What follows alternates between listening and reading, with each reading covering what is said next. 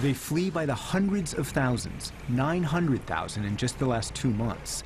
But now, after 9 years of war, there is nowhere left to run.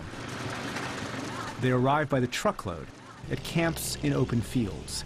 Others flee to tents set up next to abandoned buildings by international humanitarian groups. This is their final refuge, pushed north by Syrian and Russian forces against the Turkish border. But the border is closed, and the internally displaced are trapped. This is our 10th displacement. Now we are getting ready to leave, but to go where? We don't know. We couldn't find a house, so now we are just taking our stuff to the countryside. Maybe we will just sit under an olive tree. Some have found temporary homes by olive trees, but the tents are thin and the winter is harsh. And here, the only way to stay warm are flimsy sweaters, and the only fuel for the fire are shrubs. We fled from the airstrikes and we came here, and now we're dealing with the snow. We have no heaters, blankets, or mattresses, no firewood. We don't have bread. This entire camp is poor. We have nothing. Last April, the Syrian regime and Russian military launched a major campaign to recapture Idlib province, Syria's last opposition stronghold. In December, the regime intensified its assault to recapture the M5 highway, the country's most important commercial route. Turkish forces are in Idlib resisting the regime, and Turkey has pushed Russia diplomatically. But those Turkish troops are preventing civilians from crossing the border. And yesterday, Syrian President Bashar al-Assad predicted victory over Turkey and all the regime's enemies. The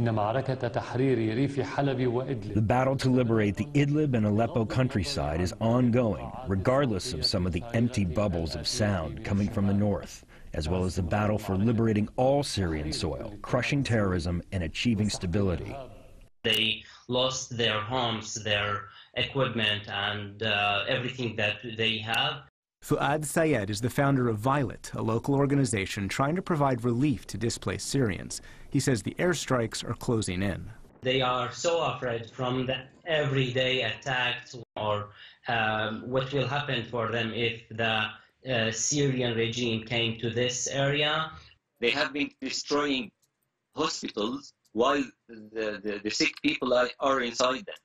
If he doesn't detain all the people, I think that he will kill everybody. Saleh Hawa is an English teacher. His story is the story of the Syrian war.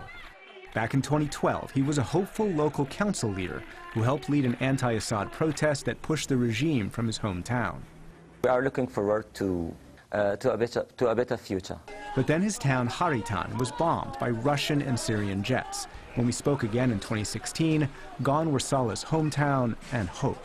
Most of the population of Haritan left the town because there is no single house which is safe right now. We were let down. America let us down. His hope returned briefly in 2018 when Turkish troops entered Idlib. The Syrian people see that the only savior for them is Turkey. Maybe a few years ago they hoped that America would do that.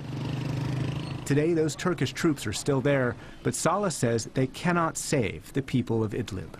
Does the international community accept that all these people are killed just because they wanted their freedom, their dignity, their equality? I'm calling for President Mr. Donald Trump, please do something. Please, I beg you. Now, more than 1 million people are going to be exterminated. The U.S. supports Turkey's military presence in Idlib and has called Russia's involvement unacceptable. But last week, National Security Advisor Robert O'Brien ruled out any intervention. So the idea that America must do something, I just find that to be, I don't even see that as being a real argument. What are we supposed to do to stop that? We're supposed to parachute in as a global policeman and hold up a stop sign and say, stop this Turkey, stop this Russia. So all that Syrians like Abdullah Mohammed can do is try to protect their children. He teaches his daughter that when she hears airstrikes, she's supposed to laugh. He's lied to her that they're only toy planes. But the planes aren't toys, and the airstrikes are inching closer. The Syrian people being killed, being bombarded every single day, their schools, their houses, their hospitals. The infrastructure is completely destroyed, and nobody is doing anything.